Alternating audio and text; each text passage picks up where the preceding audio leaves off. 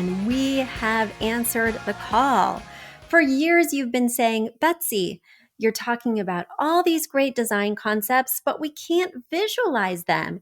You're describing the picture that the listener sent in of their problem, and we wish we could see that picture too. After all, a picture is worth 1,000 words, and I do my best to describe them, but there's nothing like seeing it for yourself. And that's why Affordable Interior Design, the podcast, now has a YouTube channel. Not only do we have a YouTube channel where you could see recordings and clips of these podcast episodes, we also have an Instagram, a Facebook, and so many other exciting things. You should check it out. Head over to affordableinteriordesign.com/links. Once again, affordableinteriordesign.com/LINKS. Links. And when you go there, you will see links to our YouTube page, our Instagram page, our Facebook page, and more. Please check it out, follow and subscribe so you can see everything I'm talking about.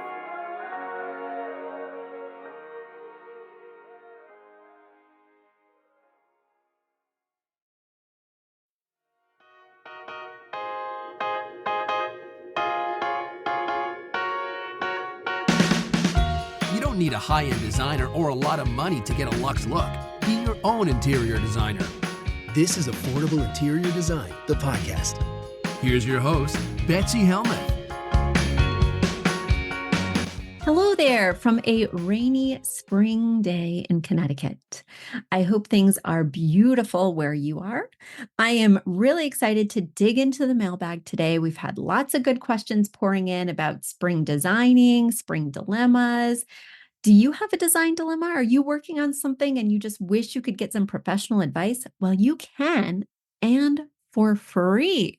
All you have to do is head over to affordableinteriordesign.com/podcast. Once again, affordableinteriordesign.com/podcast. Once you go there, you're going to see a form that you can fill out that is submitting a listener question. If you're a premium member, be sure to fill out that form. There's a separate button for our premium members because, as you know, you can get a whole episode devoted to your question if your question is meaty enough. And if it's not, you can still get a partial episode devoted to your question. So keep those rolling in. I love seeing the pictures. I love hearing what you're working on. And head over to affordableinteriordesign.com/podcast. In the meanwhile, I'm going to answer a couple of questions that came in. Our first is from a premium listener, Catherine in Brooklyn. And she writes with a couple of quick questions. She says, Betsy, I bought new self-cooling sheets because I am a hot sleeper. It has been a game changer. I decided to change things up from white, so I went with sky blue. It looks great in my room, but it does not work well with my blanket color. I know nothing about color theory, so I was wondering if you could suggest something nice and adult. My walls are white. You know, it's funny, Catherine, because I already previewed your next question, and I think the piece that you're missing, and guys, this will be a little bit of anticipation for you to wonder what the next question could be, but both questions can be answered with one idea. And that idea is, what is your inspiration piece? What is that piece that's giving the color palette to the entire room? Now, you're mentioning that you need a new blanket on your bed. I don't recommend that your inspiration piece be bedding, whether it's multicolored sheets or a multicolored bedspread blanket in your case. I don't recommend that that is your inspiration piece because when you wash it, it gets worn. We're typically swapping out bedding much more than we're swapping out artwork or rugs or even drapes.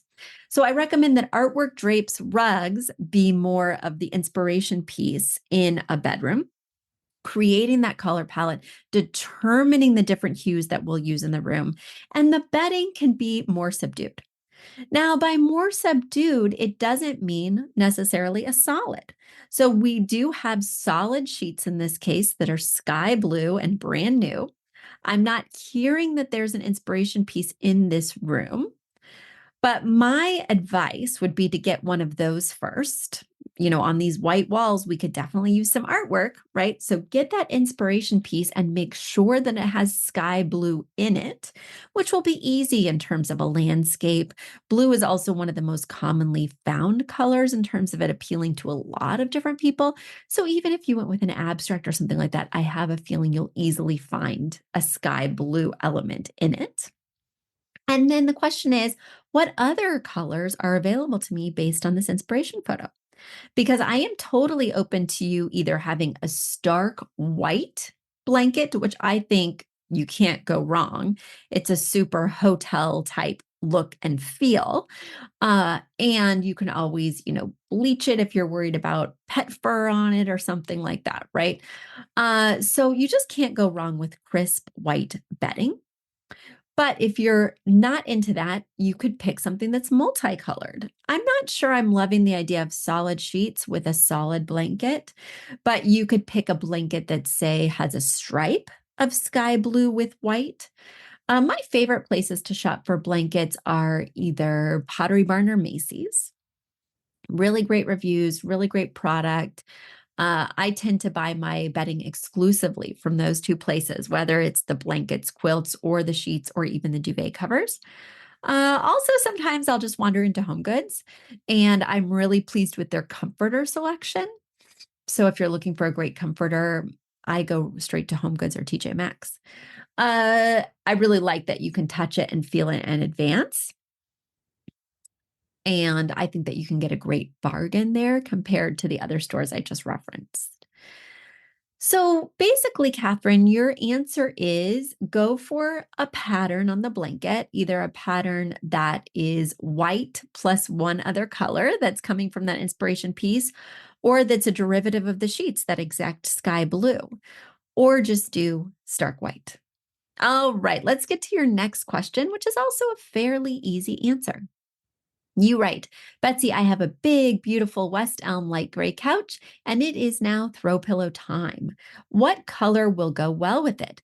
How many pillows are too many, or should I just get one for each end? My walls are white except for the wall that the sofa is against, which is exposed brick. All right, so now listeners are piecing together why I was referring to this answer as also being contingent on that inspiration piece, because you have this neutral couch in light gray. And I can answer the quicker question by giving you the quantity. So on a couch that's just a straight sofa that's between 75 and 85 inches in length, I would do one set of two pillows that are the same.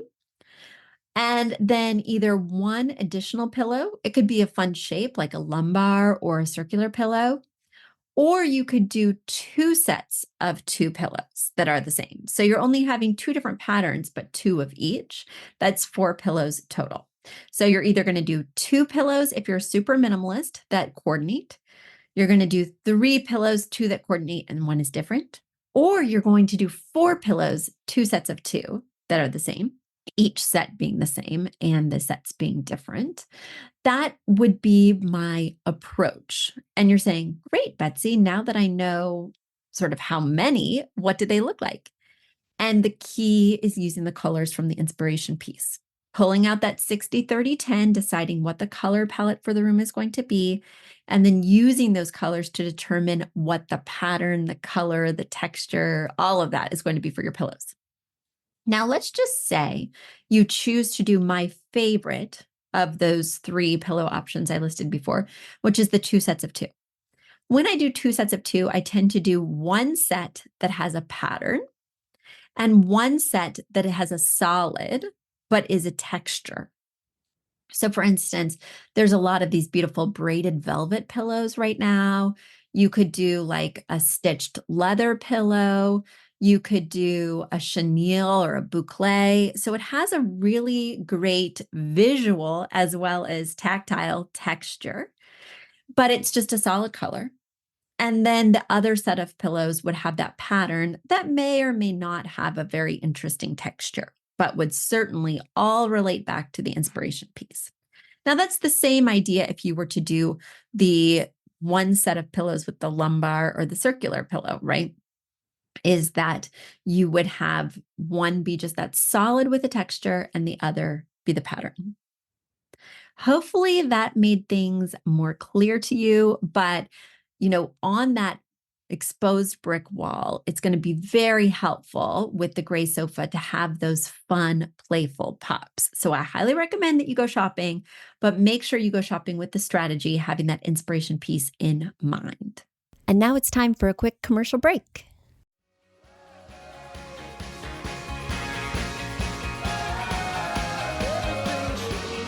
Are you a fan of this podcast? Do you wish there was even more juicy content for you to sink your ears into? Well, there is. You can become a premium member of this podcast for $5.99 a month and get full access to an archive of over 50 bonus episodes. Additionally, we release a bonus episode every single month. That's a ton of extra content, including my personal interior design diaries, extra tips, my talking about trends, and so much more. Additionally, you'll be keeping us on the airwaves each and every week because your premium membership money goes directly back to making this podcast amazing. Check us out at affordableinteriordesign.com. Click on podcast to learn more and to become a premium member today.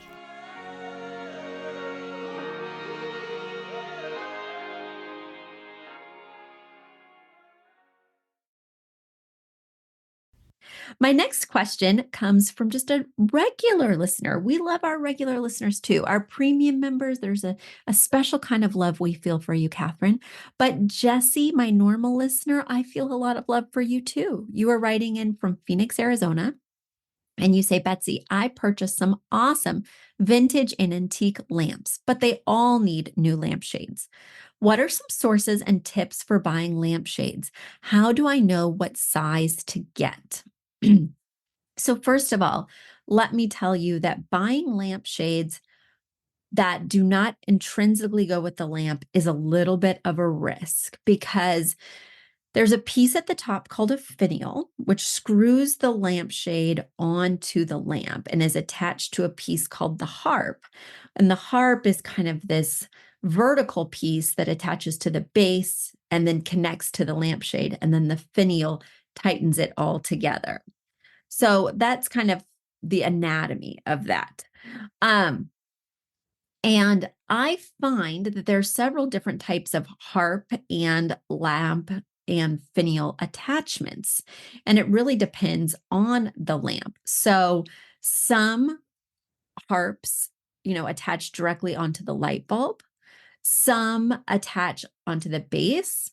And you have to find ones that are quite compatible. And the vintage or antique styles tend to have a different connector than the more contemporary styles. And this is all to say that if you get one that doesn't connect properly, the lampshade, even if it's the correct size, is going to wibble and wobble. And it's going to look very unstable. And I have found, there's so many great lampshades at Pottery Barn, at Restoration Hardware, at World Market, even at places like TJ Maxx, right? There are fabulous lampshades, but they won't all connect to your lamp. And you may not want to go carrying your lamp around from store to store, hoping to strike gold. And certainly when you purchase online, you are really rolling the dice and you better be ready to return it, right? I prefer when I have a situation like this, and I certainly have because I love shopping at flea markets, auctions, and things like that. And the lamp shades tend to get destroyed much more quickly than the bases, is that I will go to a store that is exclusively for lamps and shades. Now, New York City, of course, has a lot of these different stores. And luckily, you're in Phoenix, which is a large, city, and you might have some options there. But I find trying a lot of different ones out, ensuring that there's a nice tight fit is critical. And then, of course, you're supporting these smaller vendors that really specialize, which is always something I love to do. Now, that's my caveat about buying the shade separate from the base. But let's talk about sizing. For the perfect width of a lampshade, the widest point of the lampshade should be double the widest point of the lamp base. Now that's just a minimum, right? But it's a guideline. So measure the lamp base, times it by 2, and that's the perfect width for your lamp. Now let's talk about, or for your lampshade, excuse me. Let's talk about the height. So the actual base from where it touches the table to where the bottom of the shade would fall should be about 60 to 70%. And the actual amount of shade should be about 30 to 40% of the total height. So that gives you a sense in terms of the height of the shade as well as that perfect width. All right, I hope that helped. Now you can go to the store and have a little bit more confidence. And there you go. It was my pleasure to help you guys out today. Those were some quick questions. Feel free to send even more questions my way with pictures, etc., because I love sharing with you. And right now, I'm not currently designing too much in my own life, in my own house. We're kind of at a stasis point there, even though I'm constantly trolling those online actions. I'm working with clients, and soon I'll have some new projects to discuss with you there. But until then, happy designing, and I'll talk to you next week. Bye. Do you love this podcast? Do you wish you could learn even more? Well, we have an online class bundle. Our online class bundle is comprised of 3 online classes: beautifying your home for less, styling your home, and the fundamentals of feng shui. Each one of those 3 classes is between 30 and 45 minutes long and chock filled with visuals and tips, things that will help you to style your own space or help out with other spaces. Additionally, with the pack of 3 classes, you get an autographed copy of my book, Affordable Interior Design. You get all of that for only $99. Once again, that's the 3 online classes as well as the book for only $99. You just go to affordableinteriordesign.com/classes. Once again, affordableinteriordesign.com/classes to buy your bundle today. And if one of those classes sounded intriguing, but maybe you already have my book or some of the other topics are not of interest, you can buy the classes individually at that site as well. Each class is $40. So head over to affordableinteriordesign.com/classes to get your bundle or your online class today. A big thank you to our amazing producer, Catherine Heller, to Aton and the MVCR House Band, and to Affordable Interior Design, the sponsor of this podcast and the premier place to get an amazing look on a budget. Check out affordableinteriordesign.com. If you guys love the show, the very best way to support us is by spreading the word. Tell your friends or write us an awesome review on iTunes. So until next week, guys, thanks so much for joining us, and I'll talk to you soon. Bye.